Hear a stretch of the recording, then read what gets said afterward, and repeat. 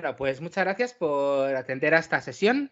Hoy vamos a estar hablando de Azure Containers. Tengo conmigo a Carlos Mendible, Carlos Milán y Eduard Tomás. Y moderando, pues estoy yo. Primero vamos a presentar nuestros respetos a los patrocinadores de otros años. Sin ellos esto no sería posible. Esperamos que podamos hacer otra edición on-site, on-premise o con gente, como queramos llamarlo, y que podamos contar una vez más con ellos. Lo dicho, sin esta gente no habría evento ni habría nada.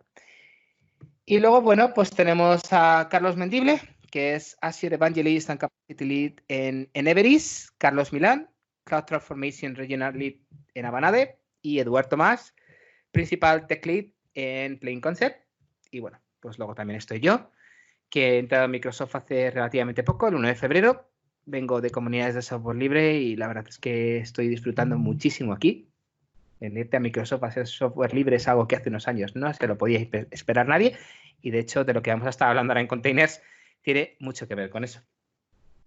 He puesto esta imagen porque me parece bastante representativa del mundo de los containers, ¿no? A veces los containers, bueno, pues no son todo lo estable que podemos imaginarnos. Son flexibles, lo que está bien porque parece que se va a caer todo y luego lo empujamos un poquito y se va arreglando. Y bueno, yo creo que ahora lo que vamos a hacer va a ser... A ver si consigo cambiar esto para que nos veamos todas las caras. Muy bien. Y ahora tengo unas cuantas preguntas para nuestros invitados. Lo primero que quería preguntaros es qué os parecen las novedades anunciadas. El hecho de que desde el día 11 de abril ya esté Kubernetes 1.18, que fue publicado a finales de marzo. Yo creo que es una de las primeras plataformas cloud que soporta Kubernetes 1.18 y me parece que además es muy rápido. No sé qué os parece. Si queréis empezar, pues Carlos Milán mismo. Pues, a ver, efectivamente, pues al final cada versión de Kubernetes siempre trae novedades interesantes. Es verdad que aquí lo complicado es seguir el ritmo frenético de actualizaciones, y cuando uno pregunta ¿qué os parecen las novedades de Kubernetes? Pues uno dice, Dios mío, pero ¿cuál? ¿Cuál de ellas, no? A mí particularmente la versión 1.18 trae una novedad importante y que afecta precisamente a los Windows Server Containers. Y es que por fin empieza a implementar el CSI, que es el Container Storage Interface, y eso quiere decir que ahora los Windows Server Containers pueden acceder a operaciones privilegiadas de acceso al almacenamiento. Entonces, todo aquello que está relacionado con eso, como puede ser reserva de volúmenes, pues va a verse beneficiado, y Windows va a poder ser ciudadano de primera en este tipo de operaciones, que antes estaban más restringidas pues solamente pues a lo que es Linux, que ya sabemos que toda la integración de operaciones de container está muy incrustada y muy relacionada con lo que es el kernel de Linux. A mí es una novedad que me parece súper interesante, porque definitivamente se está viendo que también hay apuesta por Windows como sistema operativo en la plataforma de contenedores, y buena parte de la portabilidad, pues ahí la tenemos. Y bueno, es por mencionar una, pero hay muchísimas más, desde luego. Sí, también está la capacidad de utilizar tokens de Service Account como un método general, ¿no? Para autenticar contra la API, y esto facilita va a facilitar la integración con sistemas externos a lo que serían los clústeres, ¿no? Yo creo que es interesante, y creo que también, si no me falla la memoria, hay un tema de la inmutabilidad de los secretos dentro del clúster, pero no me hagáis mucho caso, porque no lo tengo tan claro a día de hoy si eso se liberó ahora o no. Claro, es que yo creo también, por un lado, es el hecho de soportar todo lo que lleva Kubernetes 1.18 como Kubernetes por un lado, y lo que es propio de AKS por otro. Como lo que comentabas, Carlos, como también pues lo de por fin el control plane privado en nodos, absolutamente nodos master privados con private link, etcétera, etcétera, que son novedades más de AKS fuera de Kubernetes, que van muy enfocadas cuando hablas con clientes corporativos, con altos requerimientos de seguridad. Están más interesados en todas esas novedades que no en si soportas 1.18 o 1.17, por ejemplo, todavía. Entonces yo creo que hay como dos ramas de novedades ahí. Sí, ahí lo interesante nuestro cliente... perdón, Carlos, sigue. No, perdón, es que claro, al final puede que tengamos algo de delay en la comunicación. No, al final lo interesante también es que cuando bajas al nivel de pura versión de Kubernetes y lo extraes de lo que es AKS, estás hablando también de implementaciones on-premises, ¿no? Entonces, cuando tú tienes esa integración, como lo que he mencionado antes, a nivel de storage, pues te permite coger y llevar eso a tus implementaciones de clúster que estés teniendo en on-premises, que a día de hoy la cantidad de implementaciones que hay de este tipo son bastante numerosas y al final lo que se busca es una convivencia, una hibridación buena con el cloud. Quiero decir, yo tengo clúster on-premises, tengo clúster en el cloud, quiero que las features estén lo más a la par posible. Y bueno, claro, si has llevado la 1.18 a on-premises y sale ahora, pues claro, que AKS sea de los primeros proveedores que la soporte también y que puedas tener esa paridad, pues eso es bueno, eso está bien. Esto nos lleva a la siguiente pregunta que tengo. Vamos a empezar ahora con Carlos Mendible y al hilo de lo que decía Carlos Milán. ¿Qué te parece esto de montar Kubernetes on-premise? ¿Tienes mucha experiencia? ¿Lo ves viable? Porque al final lo que se acaba leyendo mucho en las comunidades de Kubernetes es que mantener este ritmo de actualizaciones cada 3 meses, tener que ponerte a hacer que si tu service mesh, ahora me voy con Istio, ahora a ver cómo me monto el registro, cómo securizo el registro, cómo hago que solamente determinadas personas me suban imágenes, firmarlas y todas estas cosas que tiene muchísimo traca. ¿Tú esto cómo lo ves? ¿Lo montas on-premise? ¿Recomiendas a la gente que se vaya al cloud? Bueno, a ver, yo recomiendo a la gente que se vaya al cloud para comenzar. De hecho, tuve una conversación con otro compi de la comunidad hace probablemente 3 o 4 días. Los tiempos ahora se me han ido porque con esto de estar en casa, pues no sé ni en qué día vivo. Pero la realidad es un poco que él me comentaba, ¿no? Todas las complicaciones y lo que estaba sufriendo para montar un clúster de Kubernetes on-prem.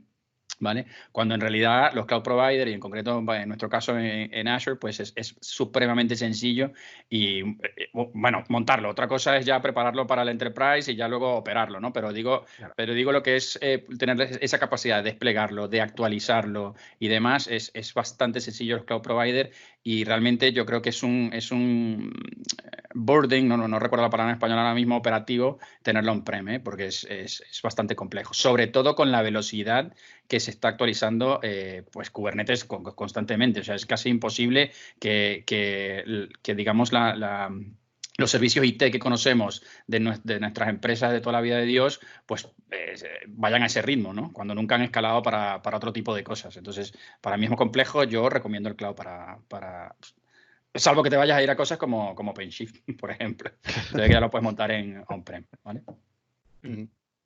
Eduard.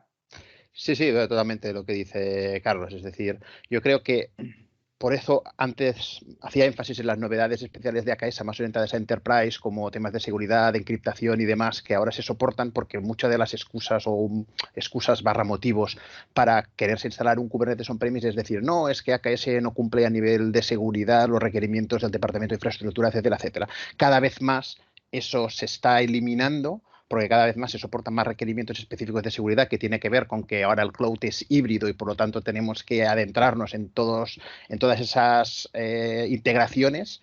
Y realmente yo soy completamente partidario de irse al cloud, porque es que si no, ya no es solo el ritmo, es el ritmo cada 3 meses y que luego cada actualización es aquello que aunque puedas, tampoco vas a actualizar tu clúster de producción cada 3 meses. Bueno, a ver, yo totalmente de acuerdo. Además, yo me considero una persona cloud first, entonces mi recomendación by default sería ir al cloud. ¿Cuándo no hago este tipo de recomendación? Cuando hay una restricción de las duras, que siempre va ligada al tema de cumplimiento normativo de datos y cosas que por determinadas obligaciones, que ni siquiera son técnicas, tienen que permanecer on-premises sí o sí, y incluyendo incluso el procesamiento que se puede hacer de ellos, porque Kubernetes en sí no es para almacenar datos, ¿no? Entonces, mi recomendación también siempre es ir cloud first. En caso de que haya que hacer una implementación en on-premises, pues claro, ahí ya hay mucho abanico de decisiones a tomar para no convertir tu vida en un auténtico infierno, ¿no? Y en este caso hablamos de lo que podría ser un Kubernetes puro, ¿vale? Y a veces esto lo comparo un poco como con Android, ¿no? O sea, como el sistema operativo de los móviles, ¿no? O sea, está el Android, la distribución pura del sistema operativo, y después cada uno le mete su capa de personalización. En el mundo de Kubernetes pasa una cosa muy parecida. Tenemos lo que es el Kubernetes, el orquestador puro, y después hay distintas empresas y plataformas que le meten su capa de personalización por encima. Y de hecho, pues Carlos Mendible antes ha mencionado OpenShift, ¿vale? Y ahí tenemos una de ellas. que tienen como objetivo pues expandir funcionalidad, hacerlo más digestivo, agregar cosas importantes que quizá no había o ido agregando como conversiones. Por ejemplo, OpenShift desde el principio tenía un RBAC bastante bueno que Kubernetes ha ido incorporando con el paso de versiones. Entonces, si alguien se lo está planteando en on-premises, yo quizás no iría con una variante pura, excepto que quiera sacar las estrellas ninja, la katana y todo el arsenal de artes marciales para mantener eso al día, porque el ritmo de actualizaciones que vas a necesitar poner. Y recordemos que al final llega un punto en el que la actualización no es una opción por puro tema de seguridad. Entonces vas a tener que enfrentarte a ellas tarde o temprano, sí o sí, y siempre mejor más temprano que tarde, ¿no? Tienes que estar preparado. Yo optaría por mirar algunas de las plataformas disponibles. Teniendo en cuenta todo esto, pues evidentemente la decisión lógica por defecto que mayor productividad nos va a dar, menos dolor de cabeza, escalabilidad, pues es que uno se vaya primero al cloud, claro.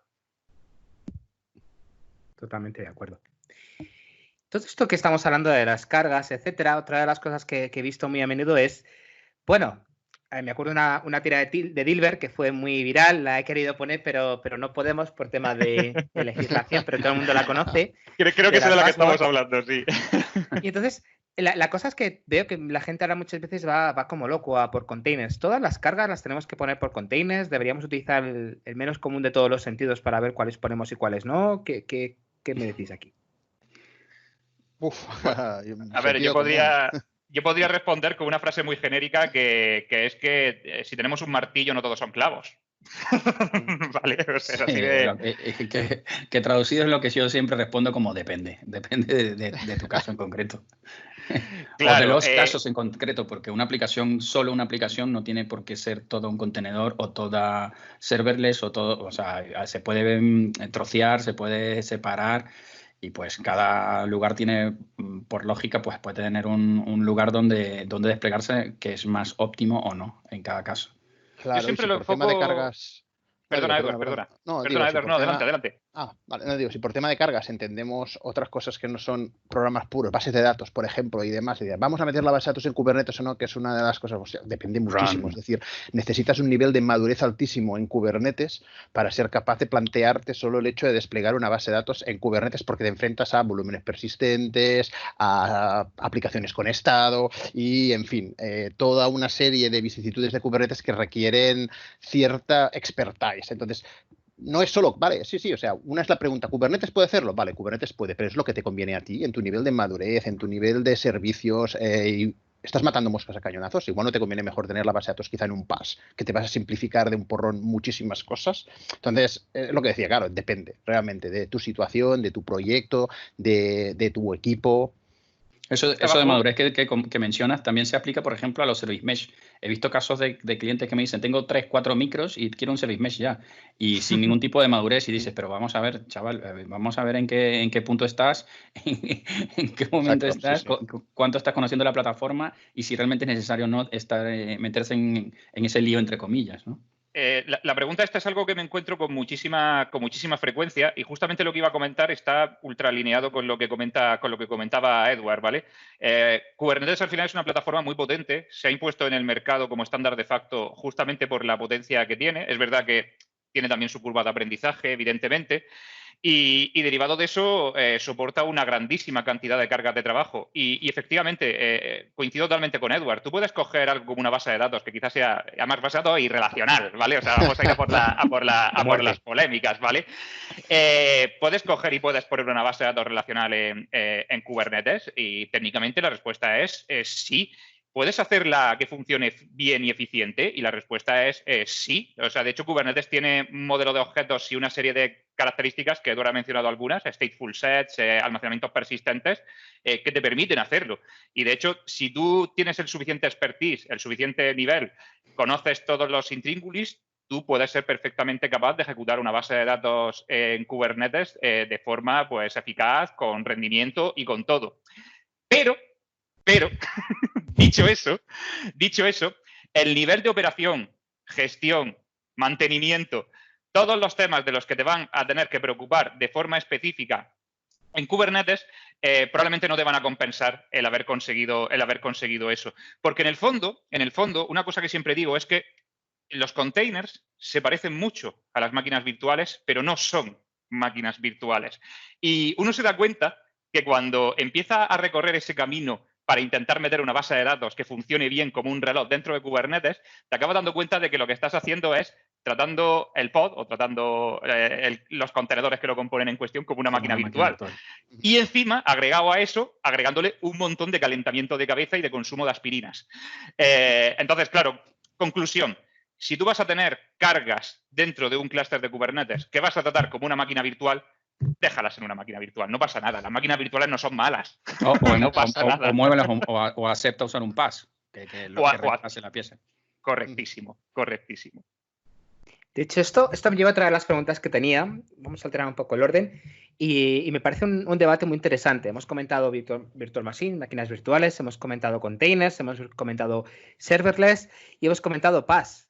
Y cuando la gente parece que a alguien se le enciende el chip dentro de la empresa y dice, bueno, vamos a irnos a estas nuevas buzzwords, vamos a irnos a estas nuevas tecnologías. Insisto, una vez más, aquí tenemos a Dilbert. Kubernetes, containers, microservicios.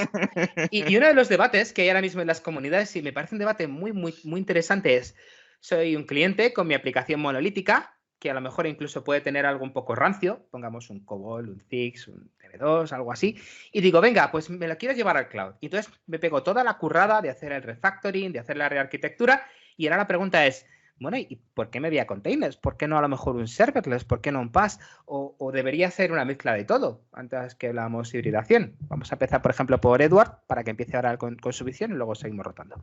Vale, bueno, aquí hay varias visiones y demás, pero una sería, por un lado, entender que serverless no es nada más que un modelo de ejecución de aplicaciones generalmente basado en eventos y en el que te despreocupas un poco del servicio. Es decir, se pueden ejecutar workloads serverless en Kubernetes. Hay varios productos que te permiten ejecutar. Por ejemplo, Azure Functions se puede ejecutar en Kubernetes. Con Queda tienes toda la infraestructura para autoescalarla en base a eventos, del mismo modo que escalarías en un Function App, ¿vale? Es decir, no es incompatible. Tengo que irme a serverless, es esto, o contenedores. O sea, al final es Kubernetes, en el fondo, hoy en día es más un modelo de abstracción de infraestructura que no un modelo de abstracción de aplicación, ¿vale? Entonces, en principio, cualquier tipo de workload, que comentaba Carlos antes, cualquier tipo de workload lo podemos meter en Kubernetes. Entonces, por un lado tenemos, puedo ejecutar serverless en Kubernetes si quiero, por lo tanto, esto no debería ser decisorio para decidir si me voy a serverless o no, lo debería ser mi modelo de aplicación. Es una aplicación que escala en base a eventos, es una aplicación que pueda encadenar en base a colas, etcétera, etcétera. Y por otro lado, y ya también rizando el rizo, podemos llegar a tener implementaciones casi serverless de Kubernetes. Por ejemplo, en el tema de Azure tenemos los nodos virtuales, en lo cual básicamente ya tengo una escalabilidad casi, si me medís, entre comillas, infinita, en el cual no tengo nodos físicos de los que preocuparme. Esos nodos se difieren en ACI. Edward, nos gastamos los ACI de computación de Europa en el bootcamp de Azure, escalando así. Efectivamente, que eso es lo bueno del cloud, que escala. Bueno, luego está lo malo que tienes que pagarlo, ¿no? Pero al menos escalar escala. Pero vamos, que para mí son discusiones que están quizá un poco a distinto nivel en este aspecto. Sí, yo por complementar un poco la visión de Edu ahí, también es cierto que una pregunta puede ser ¿por qué contenedores? ¿No? Independientemente de que estés usando functions o que estés containerizando cualquier otra carga. Y es que lo interesante de contenedores es que puedes homogeneizar la manera como despliegas todas tus aplicaciones, bien sea porque la estás metiendo dentro de un Kubernetes, dentro de un Docker Enterprise, o porque la estás colocando incluso en una web app que te soporta contenedores, pero lo que estás haciendo es homogeneizar la manera como despliegas todas tus aplicaciones. Y además el hecho de meterlo en un contenedor implica que te has tenido que currar de alguna manera un manifiesto, ¿no? Que sería el Dockerfile en este caso de la imagen, en el cual sabes cuáles son todas las dependencias, ¿no? De ese trozo de tu aplicación. Y creo que te apoya muchísimo en todo lo que viene a ser la transformación hacia realmente una cultura de DevOps seria y no a un DevOps en plan departamental o de personas directamente. Y que todas tus builds son muy parecidas. Correcto.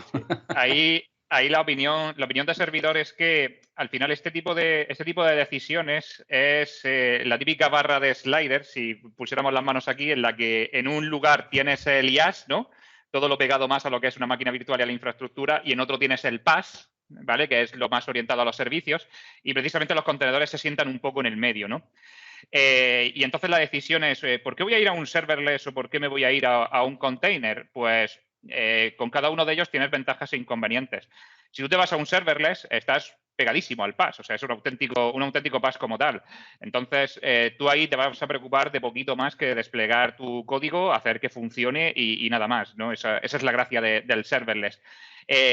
Como ha mencionado Edu antes, tú cuando te vas al contenedor estás bajando un peldaño esa capa de abstracción, te estás situando en la capa del contenedor y ya te tienes que preocupar de algunas cositas más. Y Carlos las ha mencionado antes, como hacer un manifiesto, estandarizar todo, poner todas las dependencias, que puede ser que ese trabajo adicional que tengas que hacer te rente de sobra, porque, por ejemplo, una razón súper poderosa por la que yo lo recomiendo casi siempre, que la ha mencionado Carlos y coincido totalmente con él, es la estandarización. La estandarización es la gran potencia de los contenedores. Si yo mi código lo pongo en un serverless, yo sé que en ese serverless va a ir perfectamente bien, pero si el día de mañana lo cambio a otro serverless, bien sea uno que implemente dentro de Kubernetes o bien porque me vaya a otro cloud, yo no tengo las garantías que las librerías, dependencias que necesite vayan a estar en ese serverless.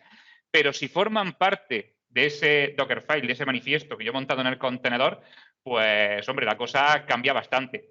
Entonces, al final tenemos un compromiso. ¿Hasta qué punto yo quiero despreocuparme de la operación del día a día versus casarme con un serverless determinado, ¿no? Entonces, ahí está un poco la decisión.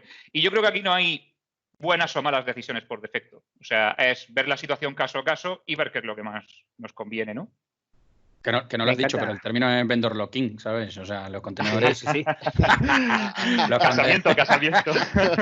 Justo lo iba a comentar ya ahora, que una de las cosas buenas que tiene precisamente el hecho de irnos a containers es quitarnos este vendor lock-in, ¿no? Vemos clientes que dicen, bueno, pues yo ahora quiero mi contenedor basado en Windows porque voy a ejecutar determinadas cargas de .NET y, bueno, pues quiero hacerlo así. O no, resulta que quiero mi contenedor basado en Ubuntu o lo quiero en Red Hat, lo quiero en CentOS y precisamente esta libertad de elegir el formato incluso del contenedor me parece algo genial. Y al hilo de lo que preguntas, otra de las cosas que a día de hoy se ve mucho es todas estas personas que dicen, bueno, me quiero meter en el mundo de los containers, quiero probarlo. Una de las cosas que me parece muy interesante de Azure es el hecho de que así, persona que llega nueva, tiene básicamente, desde mi punto de vista, 3 opciones muy buenas para aprender con esto, ¿no? Tenemos la opción del do it yourself, me meto en el foro de Kubernetes, me cojo mis máquinas virtuales, me cojo la herramienta que quiero, lloro, me pego 4 tiros y luego a lo mejor consigo implementar algo. Ese sería el do it yourself. Tengo la opción 2, me voy con mi servicio de AKS, me lo gestiona Microsoft, me lavo las manos. Tengo una opción 3, que lo habéis comentado también antes, con Aro, con el Azure Red Hat OpenShift, en el que yo cojo y digo, no, mira, Red Hat, tú me lo vas a gestionar, me lo vas a implementar y si tengo problemas, pues ya llamo.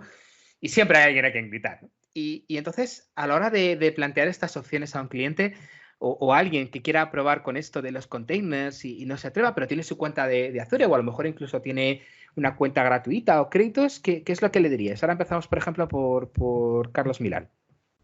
Pues, si me permites, yo le sugeriría una cuarta opción, que sería, empieza con ACI, empieza con Azure Container Instances, empieza serverless. Y voy a explicar por qué. Si es alguien que está aprendiendo, ¿vale? Y está en el más cero absoluto en cuanto a contenedores, yo la verdad es que no le recomendaría particularmente lanzarse a Kubernetes de cabeza. Yo le sugeriría empezar por Docker. Debería aprender Docker. Es decir, los conceptos básicos de lo que es un contenedor que después se va a ejecutar dentro de un orquestador como Kubernetes. Entonces, si tú no tienes el concepto básico de motor de containerización, y en este caso hablamos de Docker, lanzarte al orquestador, que es para cuando tienes muchos motores de containerización juntos, pues puede ser un poco suicida.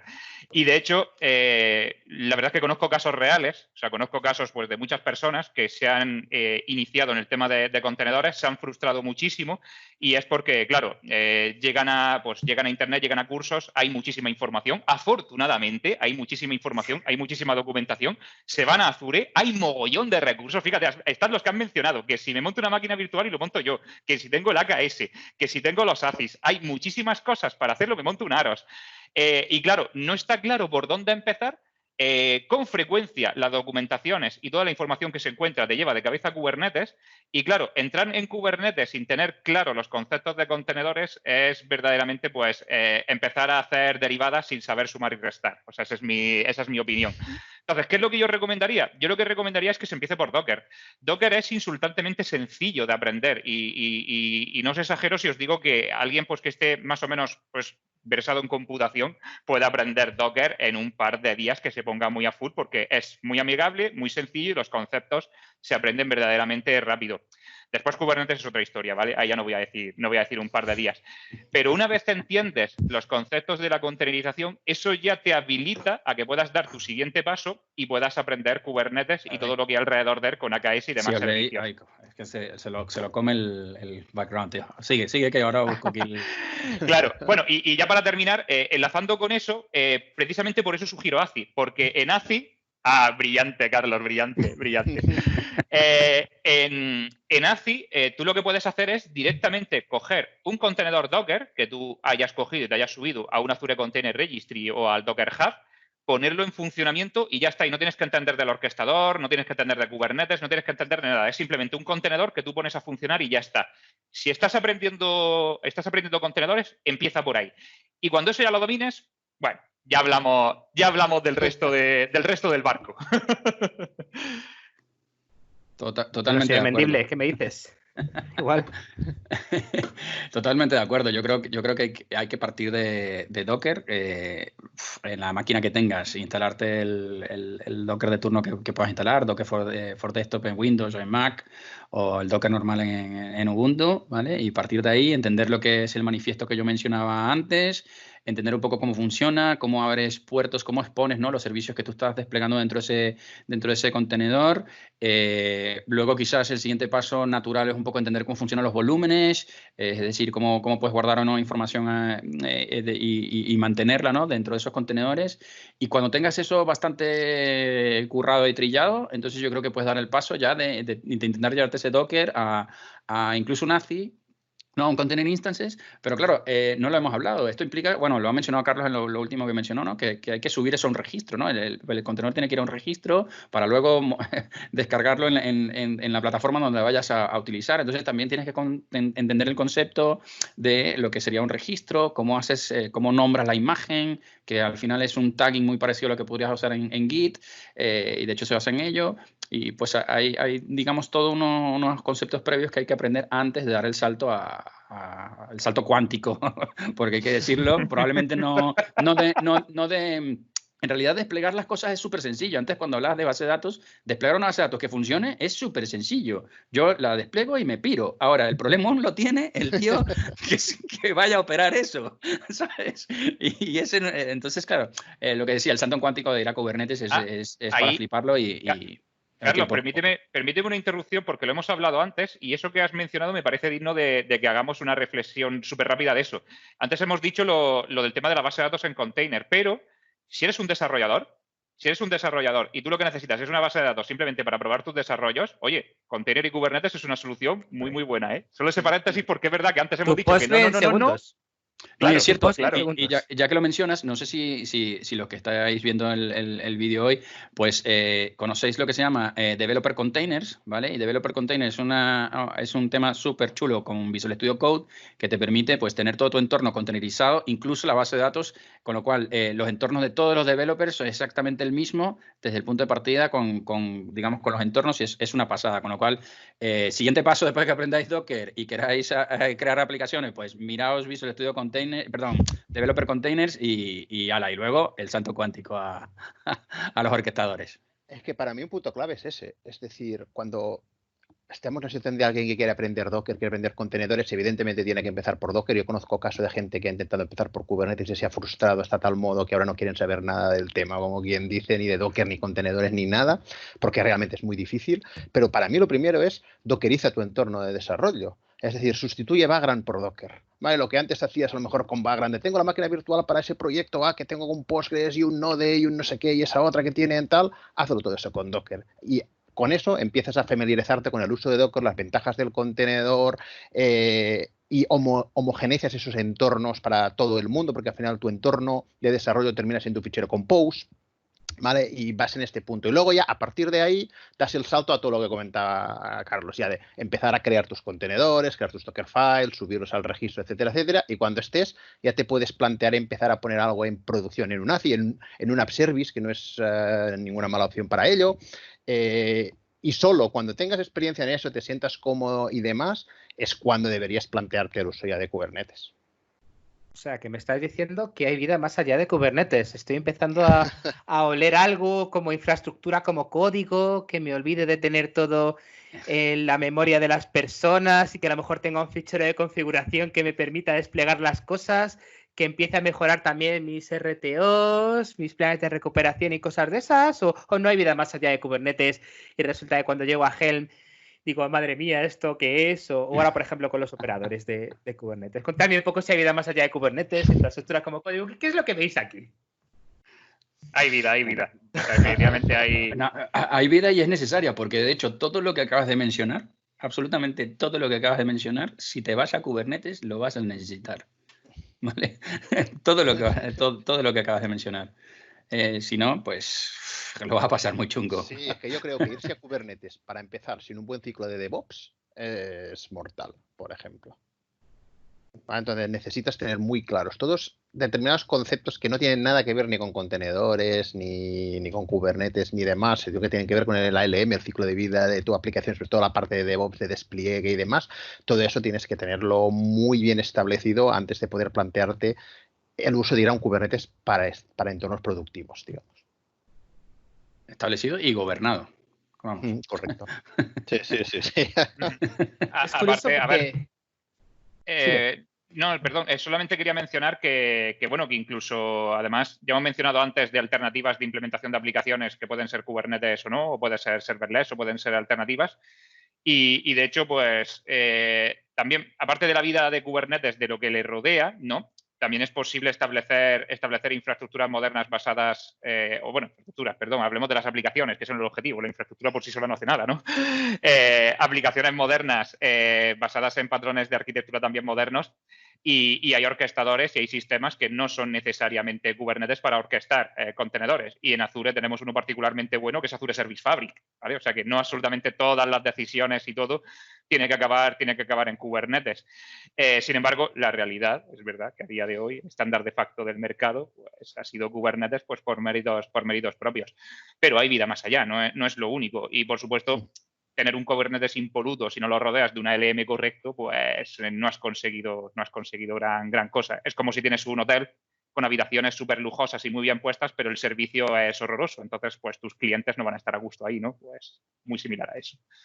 Y antes, Víctor, también mencionabas un poco la infraestructura como código y pues en el caso de Kubernetes pues también hay posibilidades de trabajar con GitOps, ¿vale? Sobre todo para la gente que tiene que operar ya los clústeres, ¿vale? Y pues puede trabajar las configuraciones que tiene que desplegar en uno o n clústeres a través de infraestructura como código, ¿no? A través de manifiestos, ¿no? Y creo que es importante dejar esa nota ahí. A mí particularmente me encanta todo este mundo porque yo vengo del mundo de Power, AS400, o sea, hace tiempo ya de esto, algo de Z. Y fíjate, antiguos compañeros míos están empezando a utilizar ahora mismo GitHub para almacenar sus scripts, para almacenar todo este tipo de cosas. Tienen que tener versiones de los scripts y les parece un mundo. Y claro, yo este chip lo tuve que cambiar cuando empecé con el mundo este de DevOps, porque esto de DevOps es algo que se llevó yendo mucho tiempo. De hecho, ahora parece que la terminología de DevOps ya está más asentada. Tenemos DevOps.com. Parece que ya tenemos el 8 este del infinito que estamos haciendo. Pero si os acordáis, hace 5 años esto era un caos. Cada uno entendía DevOps pues, como lo que le daba exactamente la gana. Y ahora mismo la verdad es que veo que también todas las herramientas se van integrando más. Antes poníais ejemplos. A mí una de las que he descubierto también ahora que me gusta mucho es Azure DevOps. Creo que me simplifica mucho la vida. Incluso para mi día a día tengo una integración de Azure DevOps con mi correo. ¿Vale? Yo recibo un correo, me crea una acción, me crea un issue, etcétera. Entonces, esta pregunta que hacía de ¿hay vida más allá de Kubernetes? Creo que la he respondido perfectamente porque yo lo que veo también es que ir a Kubernetes, ir a containers, sin una estrategia de modernización detrás, es un fallo seguro. Entonces, tenemos que empezar a gatear, luego andar y luego correr si no queremos fracasar. Y eso creo que es algo que las personas que están viendo el vídeo me gustaría que les quedara cristalino. Y es algo que además ha ido todo el rato siguiendo todas las conversaciones que hemos tenido, ¿no? Cuando decimos, bueno, ¿cómo empiezas con esto? Vamos a empezar con Docker, que hemos dicho también de facto. Es curioso, por ejemplo, que ahora Red Hat ya no tiene Docker como plataforma de ejecución de containers. Ya sabes que lo ha cambiado por temas de Docker y sus licencias, pero bueno. Docker está claro que sigue siendo la plataforma de containers. Y antes también has puesto un ejemplo que me parece muy interesante, que precisamente es el de Vagrant versus Docker. Hay mucha gente que a día de hoy sigue confundiendo Vagrant con contenedores. Parece mentira, pero se sigue confundiendo. Bueno, es que no hay mucha diferencia. Y si nos acordamos, por ejemplo, de los containers, antes también, cuando empezamos a hacer evangelización de containers, decíamos la diferencia entre un container de aplicación y un container de sistema. Si pensamos antes, has puesto tú el ejemplo de Ubuntu, ¿no? Ubuntu tiene el XC a día de hoy, que es un sistema de containers que básicamente lo que hace es emular máquinas virtuales. Luego tienes el XD como orquestador, que bueno, hace un poco aguas con este sentido. Y este es un mundo que es una vía muerta. ¿Por qué? Porque no va en consonancia con todas las herramientas y todas las metodologías que ya habéis nombrado vosotros. Y una pregunta obligada que hay que hacer es, bueno, todo esto está muy bien, ¿y qué pasa con los Windows Containers? ¿Qué experiencia tenemos aquí? ¿Buena, mala, medio pensionista? Porque es algo que se lleva oyendo tiempo, es algo que parece que va a estar ya soportado. La gente, por ejemplo, en Red Hat dice que está trabajando también para soportar Windows Containers. Hay muchas cargas que son susceptibles ahí. En paralelo, me encantó el día que anunciaron que SQL Server corría sobre RHEL. Yo ese día dije, madre mía, esto es genial. Las comunidades .NET estaban ahora corriendo .NET en Linux. Es increíble. Veo, en cambio, también gente corriendo cargas tradicionalmente Linux en servidores de Internet Information Server en Windows. O sea, que es que este mundo es genial, ¿no? ¿Qué os parece un poco esto de los Windows Containers, Si a lo mejor no son necesarios incluso, no lo sé. Ha sido todo un camino, la verdad, porque sí, definitivamente yo me acuerdo del anuncio que hizo hace años Mark Russinovich de que decía que Windows Server 2016 no iba a salir sin soporte de containers y no sé si eso lo hizo con apenas año y medio antes de que fuera la fecha de lanzamiento, y la verdad es que el esfuerzo titánico que tuvo que hacer el equipo de Microsoft para que algo tan increíblemente pegado a las estructuras del kernel, como los cgroups y los namespaces en Linux, pegadas a las estructuras del kernel de Linux, adaptarlos en equivalentes al kernel de Windows, que no tiene nada que ver, es que ni siquiera es un kernel híbrido, y el de Linux es monolítico. Entonces, el esfuerzo fue titánico. Y es verdad que, bueno, que salió, funcionaba, pero evidentemente pues la cosa adolecía pues de las diferencias que hay entre Windows Server y Linux, que, bueno, pues lo primero que se le viene a uno a la cabeza es el tamaño de la imagen, ¿no? El tamaño de la imagen, era bueno, en aquel momento Windows Server Core eran 10 gigas, Server Core, por Dios, que era cuando todavía teníamos Nanoserver bollante y pululando por ahí. Y a día de hoy, pues bueno, afortunadamente se ha ido reduciendo el tamaño de imagen y optimizando muchísimo Windows Server para que en container tenga un funcionamiento pues más óptimo. Detallitos que ha hecho Microsoft, como por ejemplo incluir el CURL y el TAR como parte de herramientas del sistema, pues cuando estás haciendo un Dockerfile te da la vida. Te da la vida, porque no tienes que depender tantísimo de PowerShell, que al final también tiene limitaciones en ese aspecto. Y además recuerdo de mis primeros intentos con Windows Server y Kubernetes, y en este caso también con containers, que me encontraba con que para ejecutar una aplicación que necesitaba había que instalar un KB, y el KB te pedía reiniciar la máquina. Y entonces, pues no, claro, ya el build se te ha fastidiado el build del container. Pues bueno, todo eso ha mejorado, y a día de hoy sí puedo decir que he hecho proyectos de transformación de aplicaciones de Windows Server en modelo de containers, y os puedo asegurar que los beneficios que han obtenido los clientes son muy, muy buenos. El principal, me remito a lo que hemos dicho antes y lo que mencionaba Carlos Mendible, que es estandarización en su ALM y su proceso de desarrollo. Se han beneficiado muchísimo de eso, y además han conseguido lo más importante, y quizá lo que mejor les suena a muchos de los clientes con los que podamos trabajar, ahorro de costes. Ahorro de costes importantes en infraestructuras y también en lo que es pura operación de su ciclo de vida de desarrollo de la aplicación. Así que, vamos, mi conclusión aquí es que sí, ha seguido un camino, no ha sido fácil, pero están en un estado en el que han alcanzado cierta madurez, son perfectamente viables. Si tienes una aplicación en .NET estándar y cumple con ciertos patrones de diseño, es muy apta para que la podamos meter dentro de contenedores y obtener esta serie de beneficios. Así que, bueno, yo creo que la evolución ha sido muy positiva. Yo, además del tamaño de las pequeñas dimensiones de las imágenes que mencionaba Carlos, también me he pegado con con un problema básico, ¿vale? Y es que muchas de las aplicaciones Enterprise utilizan Windows Authentication. Y eso, pues evidentemente ha sido, y creo, si no me equivoco, tengo tiempo que no reviso el tema, sigue siendo un problema, por lo menos llevarlo a AKS, ¿vale? Eso implica que muchas aplicaciones, por más que las puedas contenerizar y las tengas en un contenedor, pues no te las puedes llevar al Kubernetes, pues porque el Windows Authentication, que es lo que usa, digamos, el Enterprise para acceder a esas aplicaciones de forma simple, pues no está soportado y es un problema. Entonces, he estado en proyectos donde, no sé, el 80% de la carga de contenedores Windows requiere autenticación Windows, y hasta que eso no esté, pues el paso siguiente no es plausible, ¿no? Entonces, alerta, si tenéis Windows Authentication, cuidado que tomad en cuenta esta nota. Buen melón. Las que me he enfrentado yo son de claims, son autenticación más adentro. La historia es totalmente distinta ahí. Pero buen melón ese, ¿eh? Vaya tela. No, sí. Pues sí, poco más que agregar, la verdad. Coincido bastante. Yo también me acuerdo cuando salieron los contenedores Windows. Recuerdo, por ejemplo, que hicimos una aplicación, la desplegamos en Service Fabric por aquel entonces, que empezaba a soportar contenedores y teníamos errores inicializando la aplicación de timeouts de pool de las imágenes, de lo que llegaban a ocupar esas 10 gigas de imagen y demás. Sí que han mejorado muchísimo y la verdad es que ahora son aptos.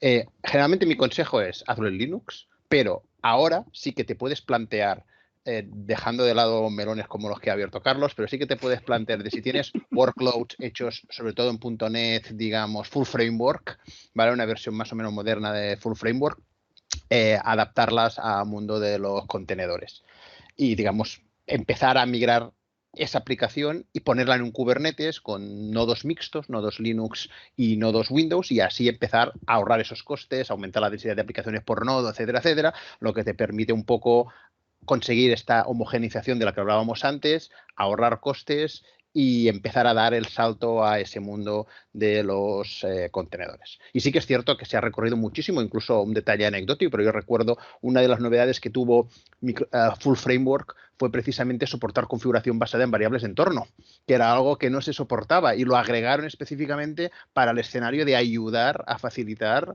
la migración de aplicaciones tradicionales Windows a contenedores. O sea que ha habido muchísimo trabajo realmente por detrás.